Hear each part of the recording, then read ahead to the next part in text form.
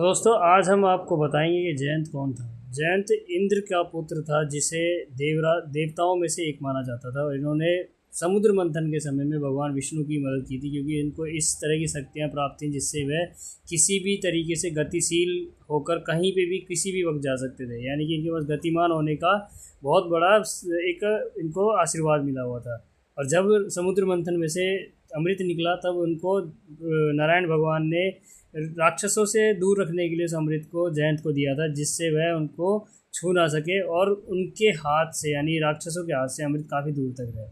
पर जब यह बात कि राम जी के रूप में भगवान विष्णु ने दोबारा जन्म लिया है, तो यह बात जयंत को हजम नहीं हुई, क्योंकि वह मानता था कि प्रभु हरि विष्णु किसी मानव का रूप लेकर क्यों आएंगे।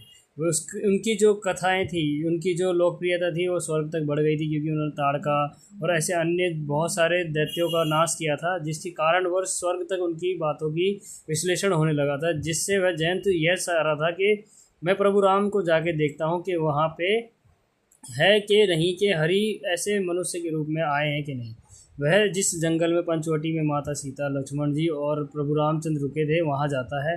माता सीता का सौंदर्य देखे हुए एक बार में उसको कामुक हो जाता है, जिसकी वजह से वह माता सीता को किसी और प्रकार से उनके पैरों को कौवे के रूप में जाकर छूता है, और जिसकी वजह से माता सीता के पैरों में से जहाँ वह चोंच मारता है वहाँ पे खून निकलने लग जाता है। और माता सीता के पैरों के खून को देख के प्रभु राम को बहुत ही ज़्यादा गुस्सा आता है, और वह वहाँ पे पड़े एक सरकंडे से अपने धनुष पे प्रत्यंचा चढ़ाते हैं और उस सरकंडे को सीधे जयंत के पीछे छोड़ देते हैं, जिसमें वह ब्रह्मास्त्र का रूप ले लेता है और वह जयंत का पूरे ब्रह्मांड में विचरण करने लगता है। और उसके साथ साथ वह सरकंडा एक तीर यानी ब्रह्मास्त्र के रूप में उसके पीछे पीछे भागता है।